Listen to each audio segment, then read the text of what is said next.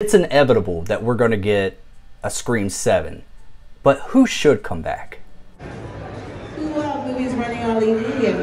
Hello, sinners. It is I, Father Evil, and I invite you to Destination Station on YouTube. Bagels and go to Destination Station. This buddy is the bomb. Love it. Yep. Fucking A. Yep. I had to say that for a reason. Freddie, take that, motherfucker. All right. Okay. Fuck you. Jamie Kennedy. Subscribe to my man, Destination Station, right now if you want the best content.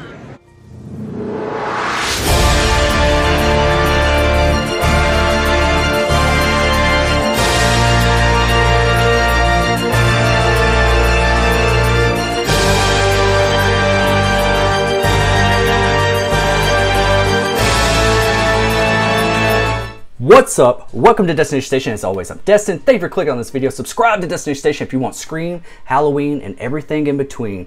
And follow me on all my socials. All the links are down in the description below. And today I want to theorize about who should come back or who will come back for Scream 7. We already got Kirby back. We all know that we want Sydney to return. We want Neve Campbell to be there, and hopefully we do get that. But what are other kind of past characters that we have that we thought was dead that might not be dead? And yes, we're looking at you, Stu Macher, Matthew Lillard.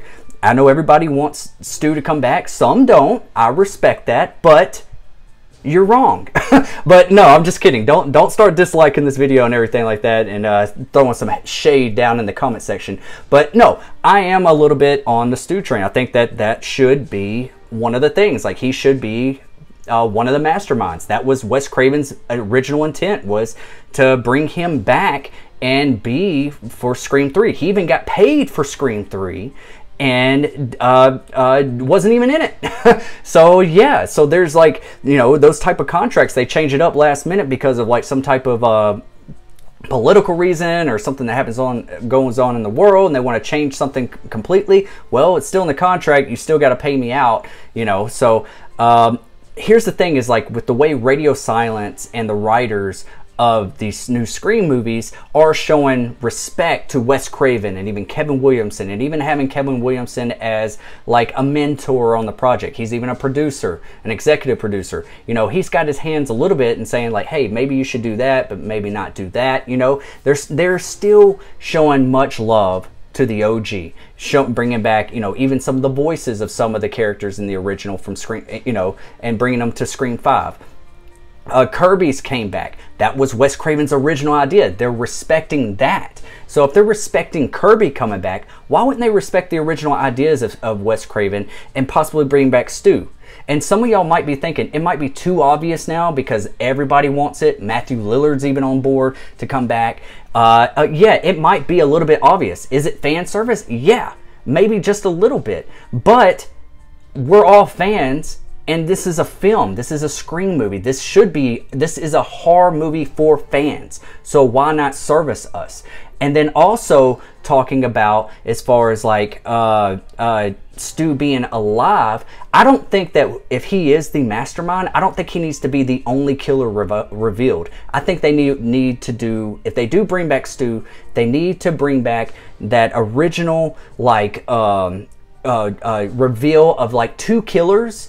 And then after the 2 killers are revealed, steps out Stu Macher as the 3rd, and you know, and he's kind of like orchestrated this entire thing, you know. So yeah, I think we should get that 2 killer reveals where it feels like we're not gonna get Stu Macher, and then the cherry on top is Stu Macher comes out. And I've always said that was a missed opportunity in Scream 5. And if we do go back to Stu's house, don't show Stu's house in the trailer. That's just not what I want. If we do go back, we need Sydney back there to fight up against Stu. And Stu's probably going to be a little bit different, but he still needs to have some of that Stu mannerisms, that goofiness a little bit, mixed with a little bit more dark, you know. And I always thought it'd be crazy if, like, you know, with Stu, with that big attic that Stu has, And, you know, there was clues that Stu was the killer in Scream 1 with the dolls hanging from the ceiling in the attic. Those were supposed to be clues that Stu's crazy. What if Stu's sitting up there in that attic the entire time, you know, like Billy from Black Christmas, you know? I think that would be kind of wild. He's just kind of like been up there this entire time, hiding out. Maybe he was related to Amber Freeman, you know, from Scream 5. Maybe the house has just stayed in the family and he's changed his name and he's kind of stayed off the radar, but he's created this entire Ghostface cult, and it can do flashbacks of showing how he got Richie and Amber into it and everything like that. I feel like Richie's family was more just a revenge, you know, story for Scream 6, and I don't think they would have been involved. The reason being, a part of that entire cult is because if you remember correctly at the beginning where the killer, you know, they had that opening where Jason takes off that mask and he ends up getting killed by a Ghostface, even though he was a Ghostface. And also his roommate was supposed to be, they were supposed to be the new Ghostfaces, but they got killed. That's what I'm saying. Like, they were a part of the Ghostface cult, but Detective Bailey and Ethan and Quinn were not. This was a revenge story, and the reason why that is because right at the beginning, right before they killed Jason, no one gives a fuck about the movies. That's what they said. That's what the tone was with Scream 6. I don't think they would be involved in the Stu cult at all. Not to say that, like, with Sam, you know, seeing visions of her dead dad, Billy Loomis, I think Stu will be trying to recruit her slowly, and that's kind of like where the climax will be. Is like, is Sam going to go with Stu? Is Sam really going to fall into the dark side?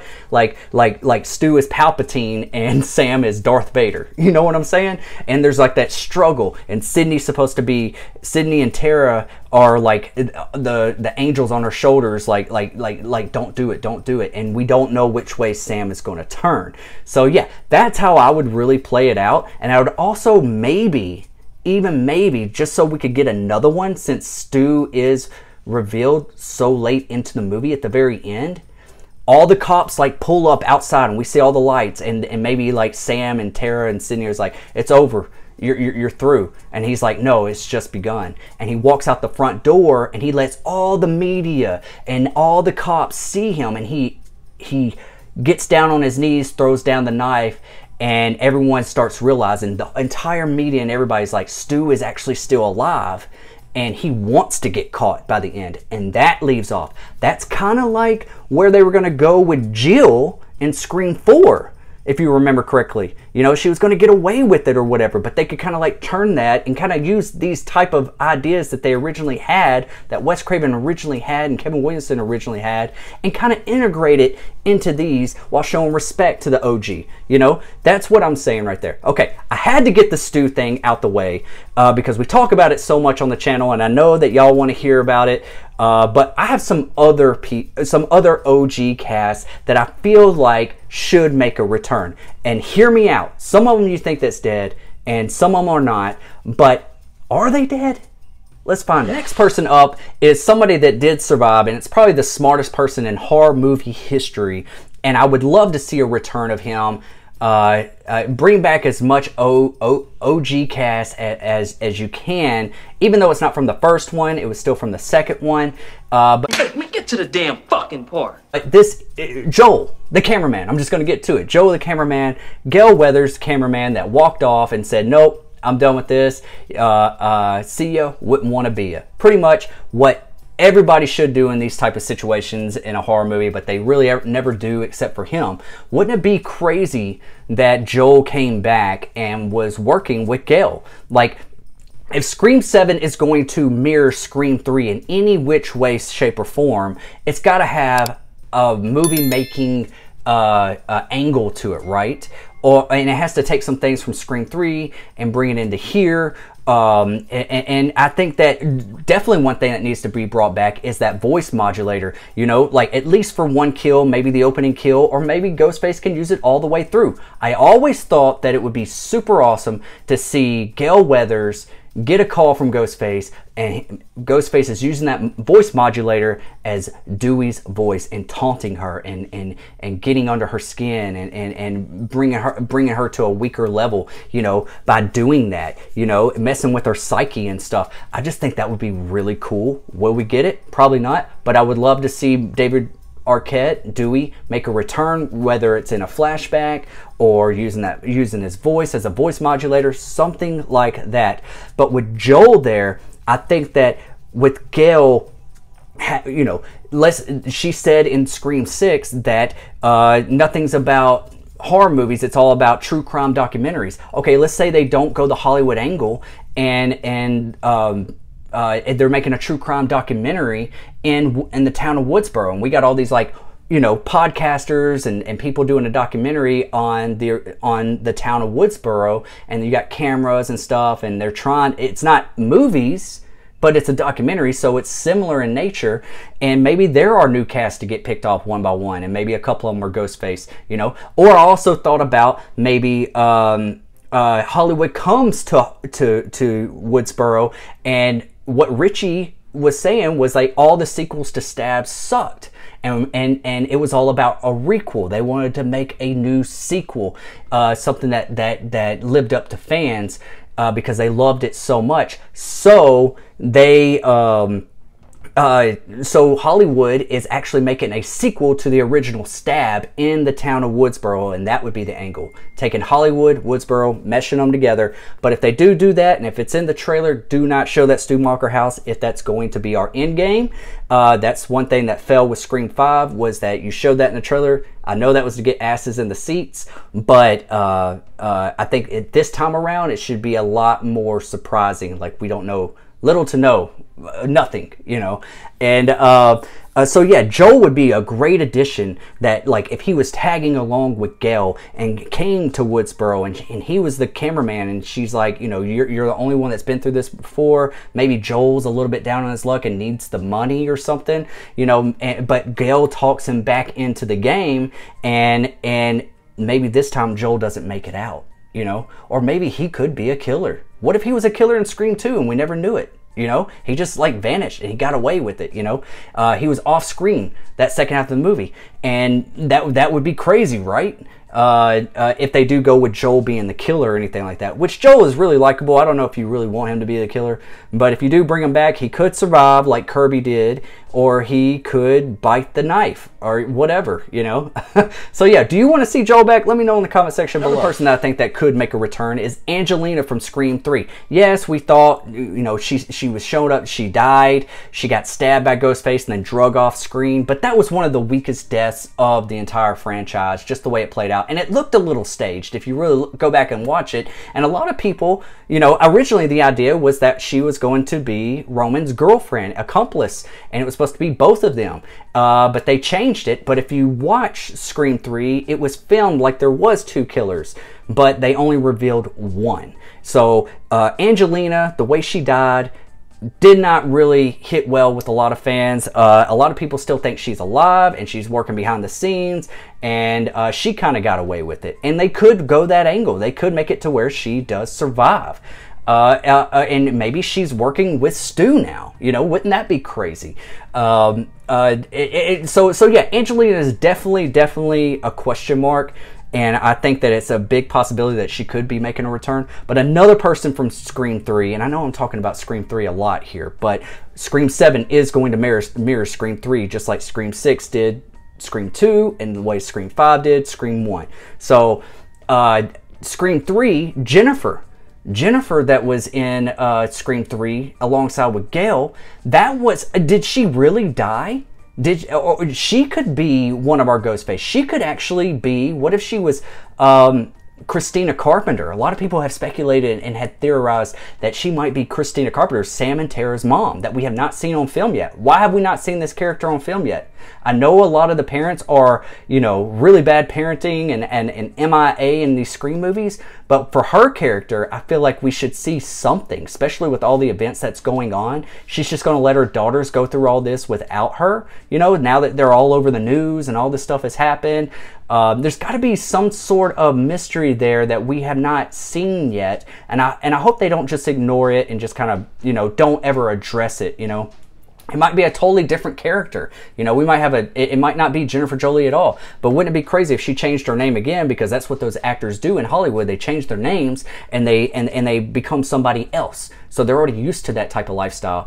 And maybe she, you know, I don't know. Like I just think it'd be crazy. How did she hook up with Billy years ago? Maybe she was one of the killers in Scream 3 and we never, you know, got around to it, you know, got around to that reveal. She was one of the better characters, and I would like to see her return in some way, shape, or form, because the way she died just didn't feel right, you know. It didn't seem like, it looked like she could have survived. If Chad can survive all those stabs, if Kirby can survive that, if Sydney can survive all those stabs, if Gail can survive all those stabs, Tara and Sam and all these people survive all these stabs, why couldn't Jennifer Jolie or Angelina or Stu Macher or even Adam Brody, one of the cops from Scream 4, one of the weakest deaths in the entire franchise, him just getting stabbed in the back and he's just like falls over. And I think one of the earlier drafts, he was going to be one of the killers in Scream 4 until they changed it. So I thought he would have been a great killer.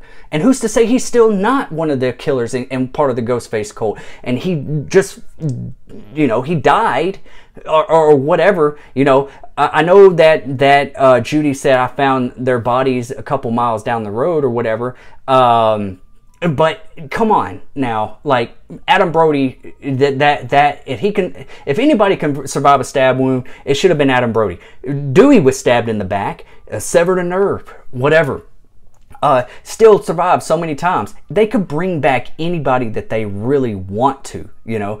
And Adam Brody would be, I wouldn't be mad at it. I think it'd be kind of cool, even if he was part of the Ghostface cult. Wouldn't it be crazy if they brought them all back and they all step out with our new killers in Scream 7 or Scream 8, however long they go with this, and they're all still alive and they've all been under the radar and everything, and been recruiting these younger kids and stuff. I think that would be kind of pretty damn dope. So yeah, let me know what you think about Adam Brody making a return in Scream 7. Would you like to see that? Am I thinking too far into it? Who do you want to see that's going to be in, that could make a return? Yeah, that's what I had today. I was just theorizing, popping around some ideas. I see all these videos. I hear a lot of theorizing of who's going to return or who could return. So I just wanted to make one video of the possibilities of who could make a return. And in reality, or in movieality, is that even, did I just create a word? I think that anyone could return in a Scream movie, and that's what Radio Silence and the writers have went on record and said is like, this is our playground. We can bring back anybody, and please, fingers crossed, it's going to be Stu Macher at some time and point. So yeah, I want to know in the comment section below. Let me know, who do you think will return? And who do you want to return? What makes more sense? All right, guys, this is Destination Station. This is your Scream theory for the day. Thank you. Subscribe to my channel if you haven't already. And follow me on all my socials. Everything's down in the description below. And I'll see you guys when I see you guys. I'll be right back. I'll be right back.